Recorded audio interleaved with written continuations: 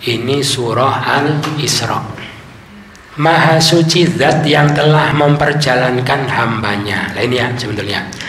Ini untuk menguatkan bahwa yang betul-betul memperjalankan itu Allah, bukan berjalan sendiri sampai ditakdiakan 2 kali. Paham ya? Pakai A sama pakai B. Kan gini, mentakdiakan itu supaya menghasilkan mana mekan itu loh ya, mekan.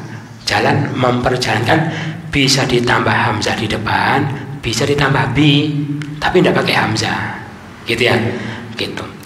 Tetapi ini ditakdirkan 2, pakai A, pakai B lagi, jadi takdiannya 2. Andai kan asra abdahu, kan gitu ya, tidak begitu, tapi kasih B.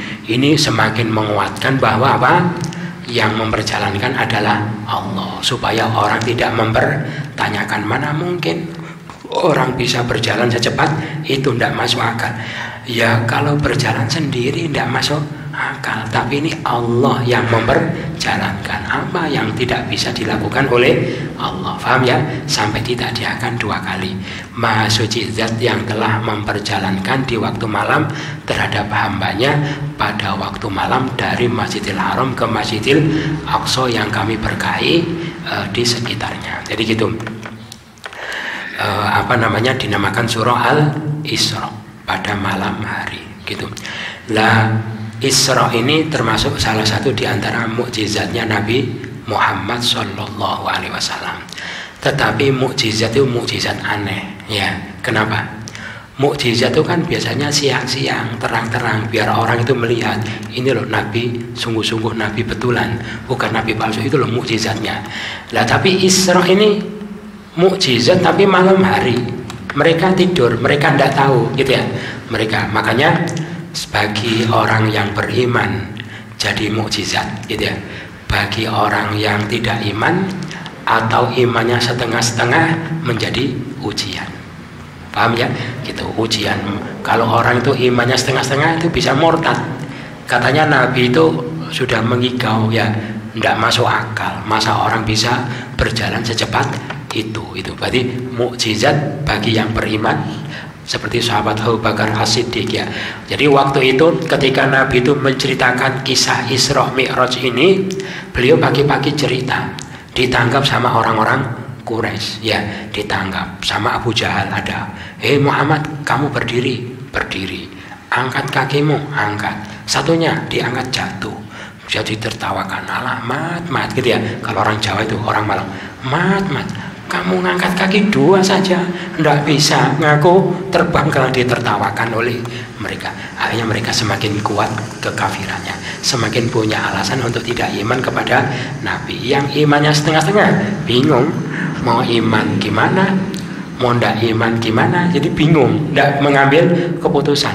Mau iman tuh kok sangat tidak masuk akal, mau tidak iman yang mengatakan Nabi Muhammad itu gimana, bingung gitu, merenung, terus datang kepada sahabat Abu Bakar. Gimana? Kata beliau, loh kenapa kamu bingung ya? Kalau yang mengatakan Rasulullah Muhammad Sallallahu Alaihi Wasallam walaupun 1000 kali lebih tidak masuk akal dari itu, kalau yang mengatakan beliau saya percaya gitu ya. Maka orang-orang ikut mantap seperti beliau, maka beliau mendapatkan gelar Abu Bakar As-Siddiq, orang yang sangat benar. Jadi di dalam hal keimanan pikiran ini sudah tidak dipakai ya, walaupun tidak masuk akal karena akal kita itu terbatas gitu ya, gitu. Karena masih menggunakan akal jadi bingung ya, salahnya sendiri gitu ya. Jadi gitu, maka ditegaskan Isra. Lah jumhur ahlu sunnah wal jamaah ijma ya, itu meyakini Rasulullah itu Isra Mi'raj dengan jasad dan jiwa dan roh, jadi lengkap. Soalnya dia mengatakan orang Mu'tazilah ya, katanya yang Isra itu cuma rohnya ya, cuma jiwanya, tidak pakai jasad. Itu karena orang Mu'tazilah itu apa-apa yang tidak masuk akal dicocokkan dengan supaya bisa masuk. Kata mereka, kalau rohnya mungkin, kalau jiwanya mungkin, kalau jasadnya tidak mungkin. Jadi beliau itu Isra cuma dengan rohnya saja katanya. Nah, maka ada satu riwayat bahwa itu Sayyidah Aisyah melihat Nabi di malam Isra, terus tetap di pembaringannya, katanya gitu riwayatnya, dijadikan hujah pendapatnya Mu'tazilah. Maka pendapat itu dibantah pertama Pak, kata-kata asra bi abdihi, memperjalankan hambanya ya. Kalau hamba itu ya lengkap, andaikan rohnya asra bi ruhi abdihi gitu ya, itu berarti itu tidak benar yang pertama. Terus yang kedua, beliau Isra Mi'raj itu banyak riwayat beliau pakai kendaraan apa? Buruk ya. Roh itu tidak perlu kendaraan, yang perlu kendaraan itu adalah jasad. Itu dibantah kedua. Nah, terus yang ketiga, subhana, kata-kata subhana itu menunjukkan sesuatu yang besar menurut pikiran manusia, hebat sekali, besar sekali menurut pikiran manusia. Lalu kalau sekedar mimpi enggak besar ya, enggak usah bilang subhana gitu ya.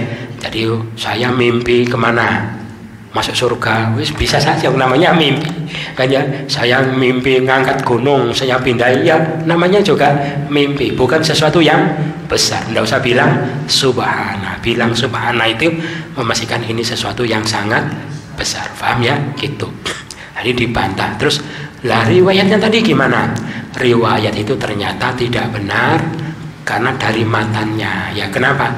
Karena memang di Madinah, di Mekah, Rasulullah itu sudah menikah dengan Sayyidah Aisyah, tapi belum tinggal satu rumah.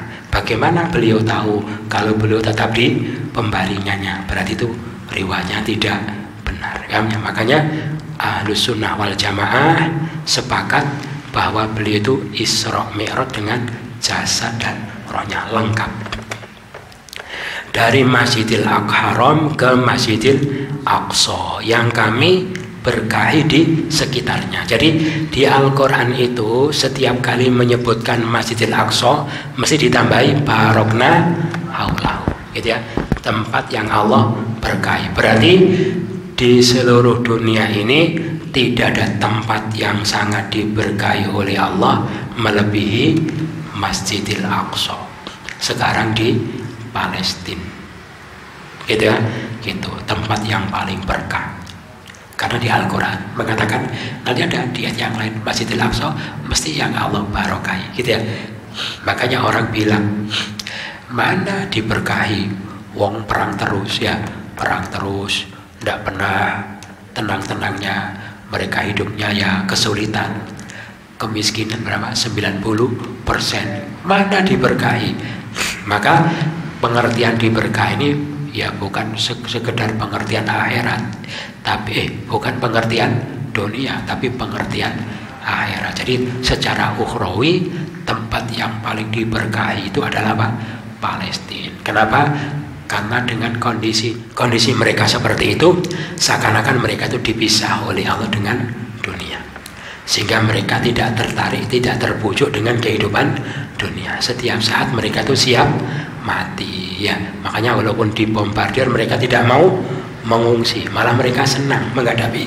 Jadi mereka itu mana, negeri mana, orang hidup di dunia tapi tiap hari sudah siap mati gitu ya, tiap hari sudah siap mati. Makanya diriwayatkan para perempuan-perempuan di Palestina gitu ya, itu kalau tidur itu pakai ini, pakai apa? Seperti orang nutup aurat itu, seperti mau sholat gitu ya, begini. Kenapa? Mereka mengatakan, nanti kalau rumah saya dibom, saya mati dalam keadaan menutup. Jadi tiap hari orang ingat mati, terus ingat akhirat terus. Mana ada negeri seperti itu, paham ya? Gitu, negeri yang paling diberkahi. Nanti di akhirat yang paling banyak syahidnya itu adalah orang-orang Palestina kecil-kecil ya.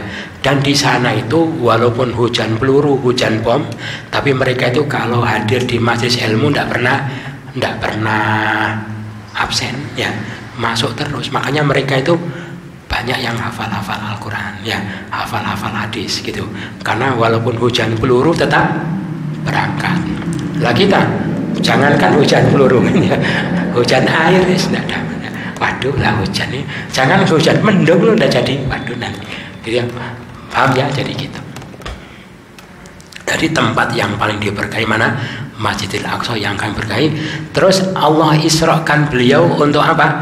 Agar kami perlihatkan kepadanya sebagian di antara tanda-tanda kekuasaan kami. Sesungguhnya Allah maha mendengar, ya, maha mendengar beliau, rintihan beliau, dan maha melihat keadaan beliau. Lah untuk apa Allah tampakkan kepada beliau?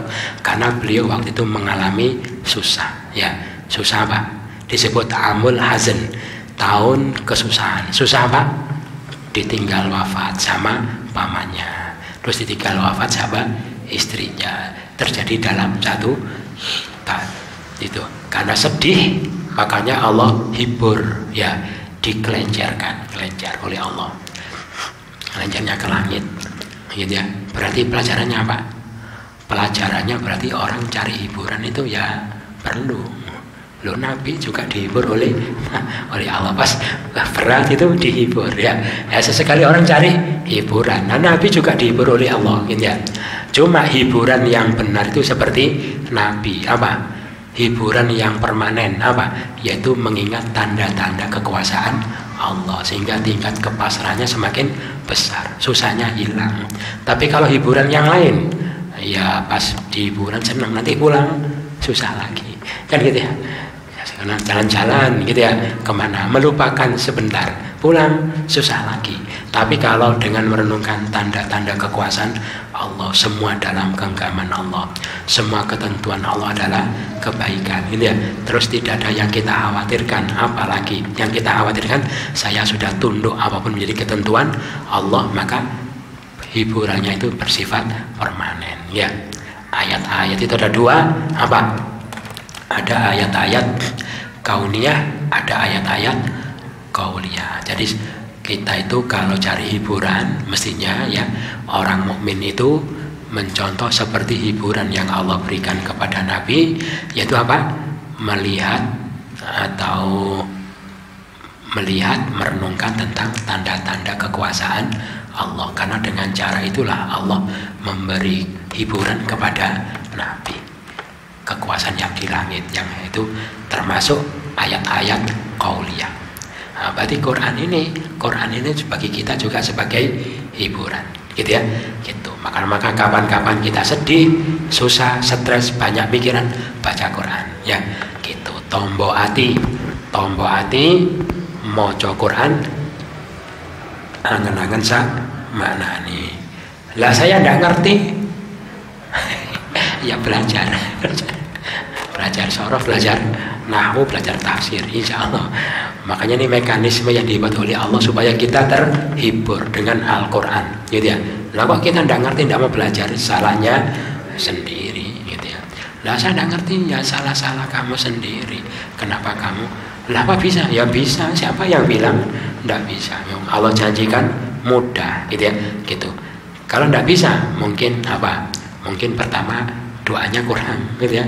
Terus kesungguhannya kurang, mungkin motivasinya kurang, ya, atau kurang istiqomah, gitu ya. Doa sungguh-sungguh, motivasinya ditingkatkan, istiqomah, insya Allah, ya, insya Allah kamu.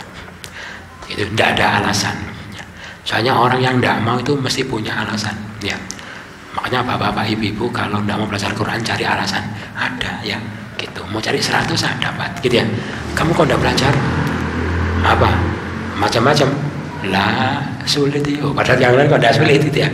Apalagi kamu kok tidak? Lah saya jauh itu, jauh, padahal lebih jauh juga ada. Kamu kok tidak ikut? Wes ada saja alasannya ini. Lah saya sudah tuh, atau apa? Masih macam-macam ya gitu. Kalau cari alasan dapat alasan. Kalau orang tuh motivasinya tinggi, tidak ada alasan. Terus termasuk salah satunya Quran itu sebagai ayat-ayat Allah, sebagai bentuk cara Allah memberi hiburan kepada kita, sebagaimana kami berikan kepada Nabi Musa Al-Kitab, seperti kitab yang Allah berikan kepada Nabi Musa, yaitu kitab Taurat, dan kami jadikan dia kitab itu petunjuk bagi Bani Israel. Jadi gitu ya. Jadi kalau kepada Nabi Musa diberi kitab sebagai petunjuk bagi Bani Israel, lah bagi kita Allah turunkan Al-Quran sebagai petunjuk bagi apa? Bagi pengikutnya umat Nabi Muhammad Sallallahu Alaihi wasallam. Makanya orang itu jangan yakin ya, jangan yakin, jangan merasa bahwa dia itu sudah dalam petunjuk kalau belum memahami Al-Quran.